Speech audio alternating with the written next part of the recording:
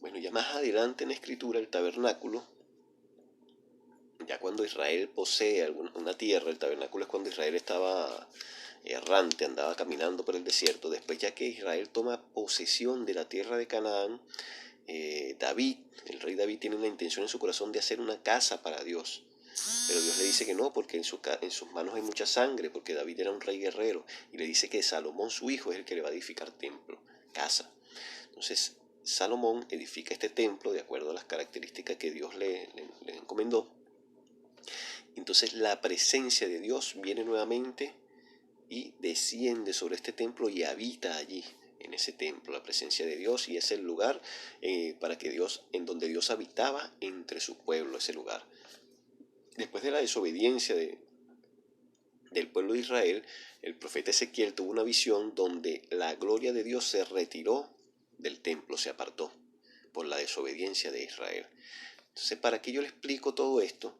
Esto viene para explicarles, vamos a decirle en verso primero, Juan 1.14, vamos a buscar el Evangelio de Juan 1.14, para que vean el sentido de por qué le estoy explicando todo esto del templo y del tabernáculo, y en qué está relacionado eso con nuestro Señor Jesucristo, ¿verdad? Juan 1.14 dice lo siguiente: y aquel verbo fue hecho carne y habitó entre nosotros. Cuando dice y aquel verbo fue hecho carne, se está refiriendo a Cristo. Cristo es el verbo de Dios. Estaba en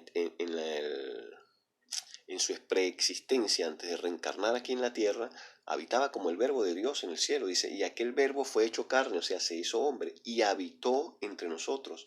Y vimos su gloria, gloria como del unigénito del Padre, lleno de gracia y de verdad. Cuando dice aquí, habitó entre nosotros, en griego la palabra es tabernaculizó entre nosotros, o sea, se hizo tabernáculo entre nosotros. Cristo es el tabernáculo de Dios en la tierra. Vimos como la presencia de Dios se había apartado del templo por la desobediencia de Israel, y ya la gloria de Dios ya no estaba habitando entre su pueblo. Pero viene Cristo, encarna el verbo de Dios y hace tabernáculo entre nosotros, y es el medio por el cual la gloria de Dios vuelve a estar entre su pueblo. Cristo es ese tabernáculo. El tabernáculo anterior era un simbolismo de nuestro Señor Jesucristo. Cristo es el tabernáculo, es la casa de Dios entre nosotros, es donde habita la gloria de Dios entre nosotros. Entonces, por eso le decía que cuando dice casa de Dios, ve a la casa de Dios y permanece allí, se está refiriendo a nuestro Señor Jesucristo. Nosotros tenemos que ir a Cristo y permanecer en Él. Dice Colosenses 2.9, hablando de Cristo, dice, porque en Él habita corporalmente toda la plenitud de la deidad. Toda la plenitud de Dios habita en Cristo. Él es la casa de Dios, el tabernáculo de Dios, mediante el cual la gloria de Dios habita entre nosotros. Entonces, vemos que ese tabernáculo, ese Betel, esa casa de Dios, no es otro que nuestro Señor Jesucristo. Entonces dice la palabra, sube a Betel y quédate allí. Entonces tenemos que permanecer nosotros allí, permanecer en Cristo. Ese es el llamado. Debemos permanecer en Cristo. Entonces, pero para entrar, para permanecer allí, para estar en la casa de Dios, le dice Jacob, le dice a su familia, que él sabe que habían errores, habían cosas que no eran agradables delante de Dios, abominaciones para con Dios. Jacob le dice a su familia, a todos los que con él estaban, le dice, quiten los dioses ajenos que hay entre vosotros. Lo dice el versículo 2.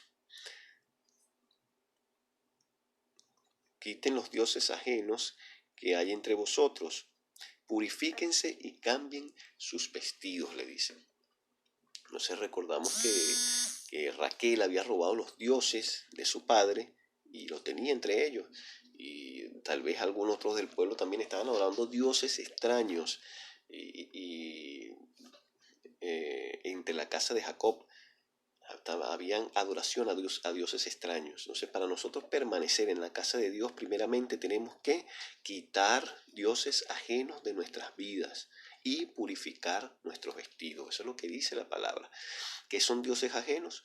cualquier ídolo que nosotros adoramos que no sea nuestro Padre Celestial. Santos, vírgenes, santería, palería, imágenes, cualquier otra cosa que no sea la adoración al Dios vivo a través de su Hijo Jesucristo. Todo eso son dioses ajenos. Entonces, si nosotros queremos ir a Betel, si nosotros queremos ir a Cristo y permanecer en Él, tenemos que quitar todo eso de nuestras vidas. Todo. Cuando hay que purificarse enteramente. Hay que extirpar esas costumbres heredadas de padres, de amigos, de lo que sea. La verdad está en la Escritura y la sabiduría es la que nos da el Padre Celestial. Si Él dice que hay que quitar dioses ajenos, hay que eliminar los dioses ajenos definitivamente de nuestras vidas, de nuestros corazones. Quitad esos dioses ajenos de nuestras vidas, dice la palabra, y purificad vuestros vestidos. Limpiaos y mudad vuestros vestidos. ¿Qué quiere decir esto de mudar nuestros vestidos? Bueno, vamos a la Escritura, en la que nos da la respuesta, ¿verdad? Dice Isaías 1:16, presten atención: lavaos y limpiaos, quitad la iniquidad de vuestras obras delante de mis ojos. Dejad de hacer lo malo, esto es lo que quiere decir limpiaos y mudad vuestro vestido. Es esto, miren, dejar de hacer lo malo, aprender a hacer el bien, lo dice Isaías 1:16. Buscad el juicio, restituid al agraviado, haced justicia al huérfano, amparad a la viuda. Y dice, venid luego de hacer todas estas cosas, dice Yahvé, o sea, después que estemos limpios. ¿Cómo nos limpiamos? Haciendo todas estas cosas. Después que hagamos todas estas cosas, dice, venid luego, dice Yahvé, y estemos a cuenta.